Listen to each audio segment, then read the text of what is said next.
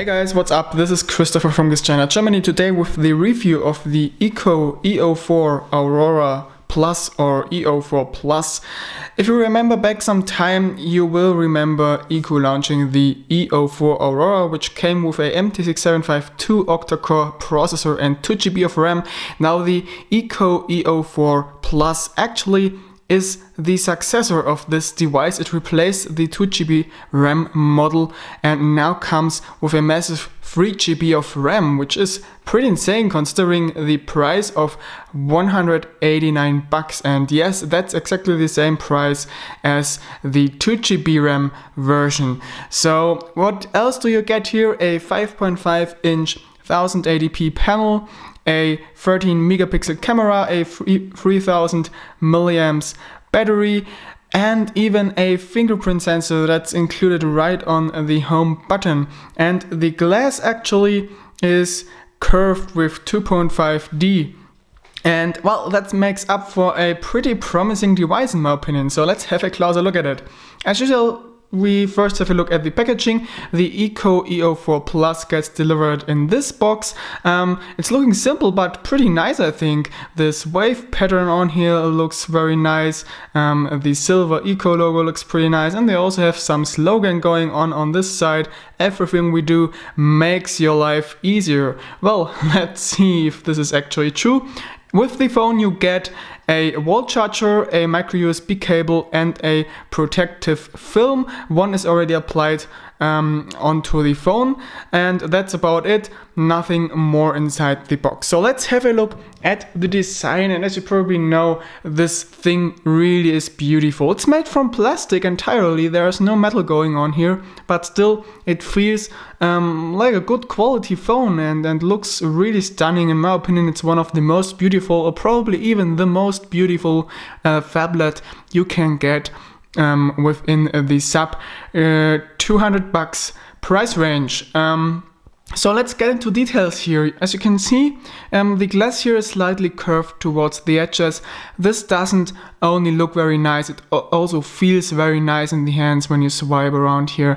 Feels really nice, good quality, I like that. And the screen also appears to be pretty scratch proof because I don't use a screen protector on here. I peeled mine off and I don't have a single scratch on here. So we have Gorilla Glass on here or some else toughened glass. You can see the phone call receiver is pretty small with this phone, and it also got some rounded edges, so it doesn't feel that sharp like with some other phones. As we have a red status LED, single color status LED here, which you can't see when it doesn't light up. We have two sensors and one 8 megapixel front camera on here, and below the screen you see the home button, which is a physical one and includes the fingerprint scanner, which, let me tell you, is working outstandingly well. And next to this fingerprint scanner we also have two touch buttons, one for menu, one for back, and these actually are back illuminated, but that could have been done better because you can see the single LEDs when they light up. So let's have a look at the sides. As you can see, we have some frame going on here which looks a little like metal, but as I said, it isn't metal. It's plastic, but a good quality one, so it still does feel pretty nice. We have nothing going on here on the left side. The lower side features two holes. One is for a microphone, the other one for a mono speaker, and we also have another microphone going on here. And on the right side you see two physical buttons, one for volume control and one for power. Those sit in place tightly so they don't clatter around when you shake the phone. Very good build quality again, like that. And on the top we see an OTG micro USB port and the 3.5mm headphone jack. Looking at the rear, we see the beautiful dark blue back cover, which has a really nice pattern on it that looks really nice and feels really nice too. I really love that. And also the red metal ring around the camera looks stunning in my opinion. I really love that design. Absolutely beautiful phone here. As you can see, we also have a dual LED flash here, another ECOO logo, and the back cover can be peeled off. It has quite some resistance, but still goes off easily. You won't break your fingernails with this.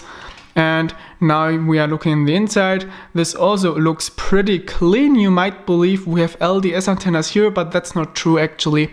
Those are standard foil antennas, but still they have pretty good reception quality. And we also have two slots here, one for a micro SIM card and one for a micro SD card. And below those two slots there's another slot for a normal size standard SIM card. And here you see the battery, which of course is replaceable. Another very important topic for every phone, of course, is the screen, and that's no difference here. Now you might actually worry about the screen, since at this price range with such a powerful hardware base, well, they have saved some money somewhere, so they probably do it with the screen, but actually they don't. The screen is pretty good. It has a slight reddish tint, but that's all. Well, it could be a little brighter too, because you have some issues under direct sunlight, but else the screen is really beautiful. Very intense yet still very natural colors, extremely sharp. You can't see any pixels at all here. It's really impossible with the naked eye, as you can see here, and the viewing angles are absolutely perfect as well, as you can see here. No changes in colors, pretty nice. And the touch panel itself is also working flawlessly. I don't need to put any pressure on here. It's enough if I slide my finger across the screen very gentle and it reacts very precise, no input lag whatsoever. And also if I have water drops on the display, for example under light rain when being outside, no problems with the screen, it still does work. So they did a really good job with the screen in my opinion. If you don't like the reddish tint, you can use MediaTek Mirror Vision to adjust the colors to your likings. So what's next? Operating system, obviously.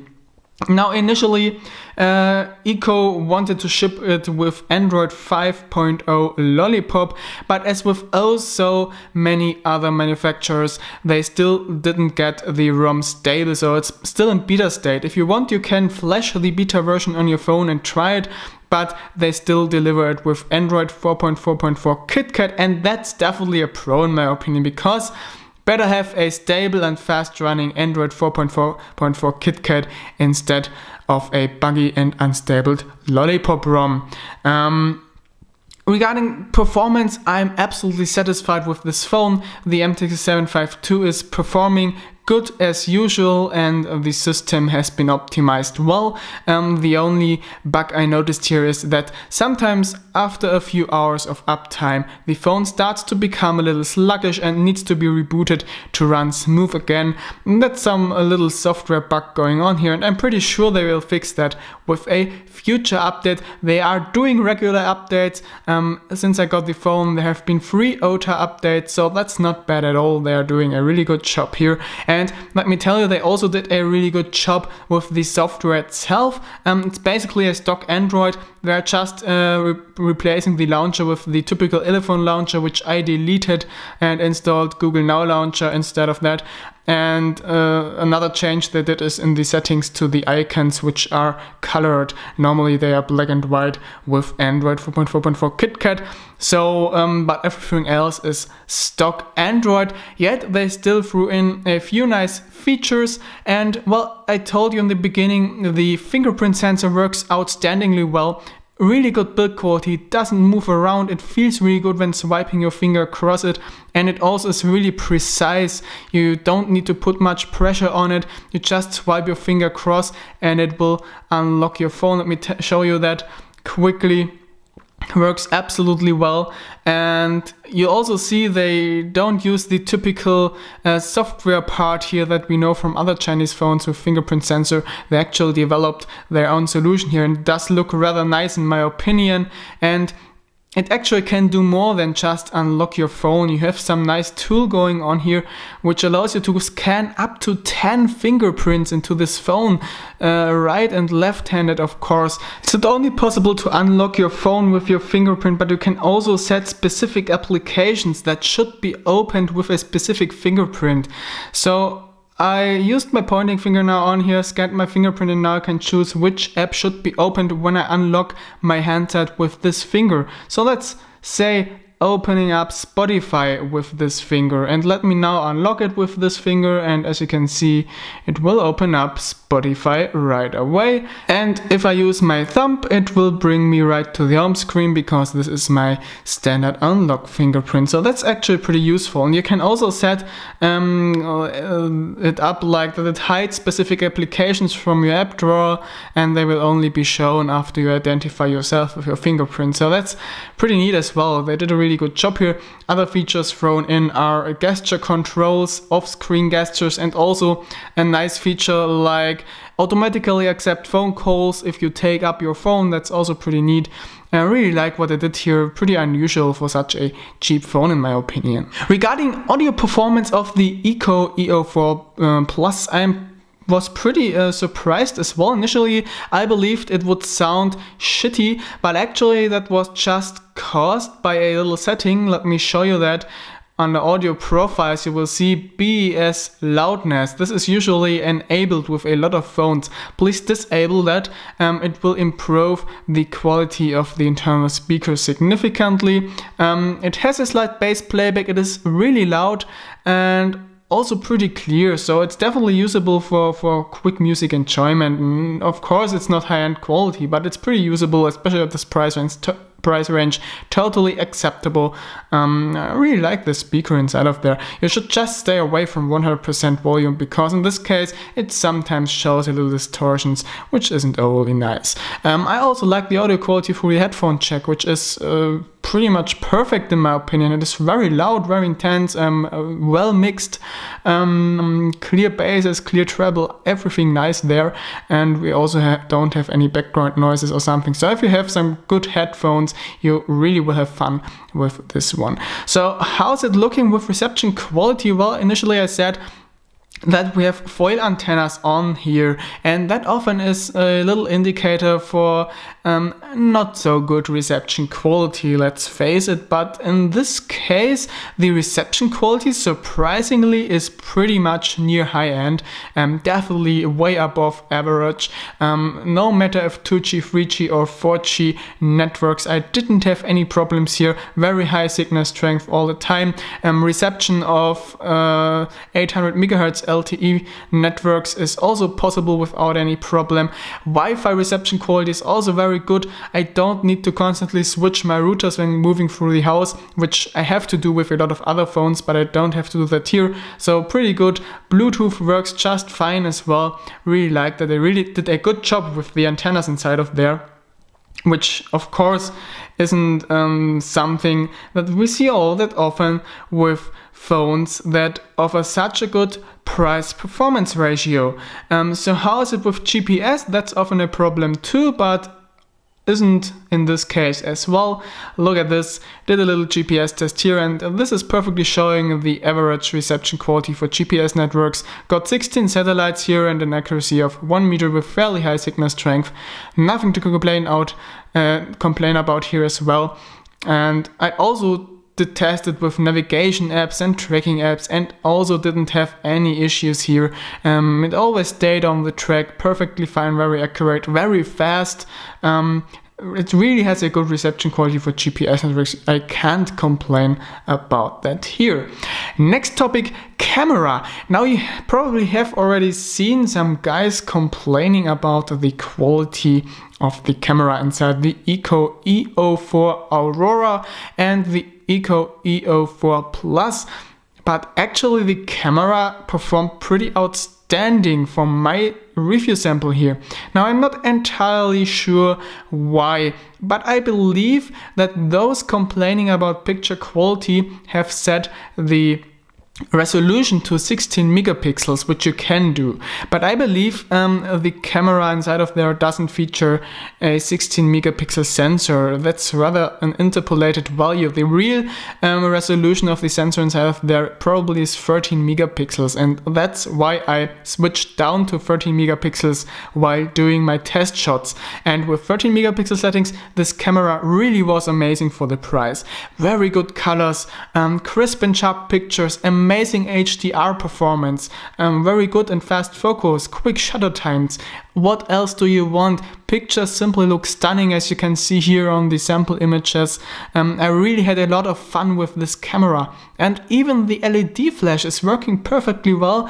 You can light up a whole mid-sized room with this dual LED flash, so it's very bright. The only bug I noticed there is that sometimes you get stripes within your images when using the flash, which probably also is some kind of software bug that will be fixed in the future.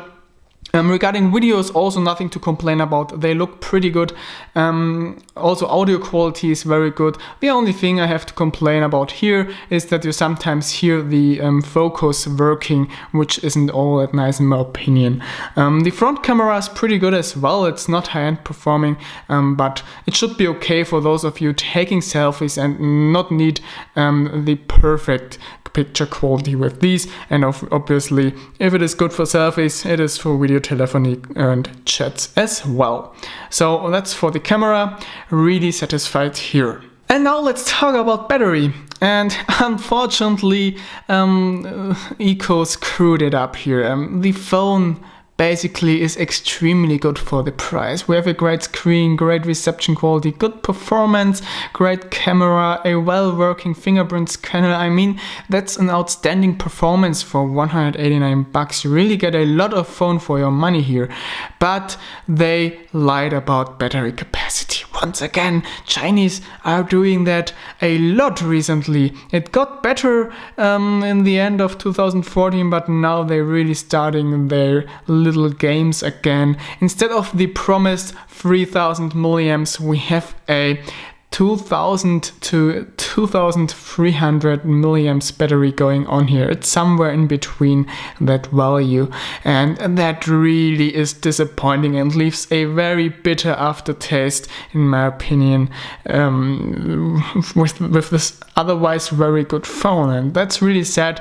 They shouldn't have lied here or just built in a larger battery. But how's battery life doing? As you probably know, battery capacity doesn't really relate to battery life.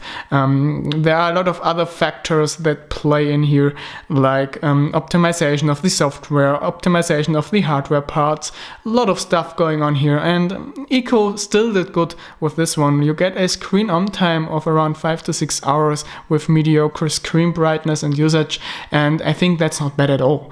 It will get you easily through one day, except you are playing games. If you play games, stay away from games, please. If you don't have a power bank with you, this will drop the battery empty within no time. And you also shouldn't do 100% screen brightness. That also drains the battery fairly quickly. But if you stay on automatic screen brightness, don't play games, you will easily get over the day. I did, and I am a power user, so you will probably too. Also, if you use GPS and so on, you will still get over the day. So that's battery life is fairly okay. What's not so okay is charging time. However, these days we are used to batteries charging within 1 to a maximum of 2 hours, especially if they are that small. But somehow this one takes 3.5 hours to fully charge from 20 to 100%, and that's not really acceptable in my opinion. I don't like that at all. It takes way too long, and the reason for that is that it only sucks 0.5 amperes out of the power supply instead of, for example, 1 amperes, and that's not much. I don't know why they did that. I guess it can't be fixed using a software update. Probably it will be fixed with a future hardware revision. I'm not sure about it. Let's just see how that develops. But I for myself really dislike the charging time about this phone. So, we reached the end of the review. What's my final conclusion? Well, you know, I am often complaining about companies lying about battery capacity, and well, but this time I forgive them because everything else about the phone is just amazing in my opinion. I mean, at 189 bucks you really get a lot of boom for your buck, and I really love that phone. I love how it looks, I love how it feels, I love how it works, I love the screen, love the reception quality, and love the camera at this price range.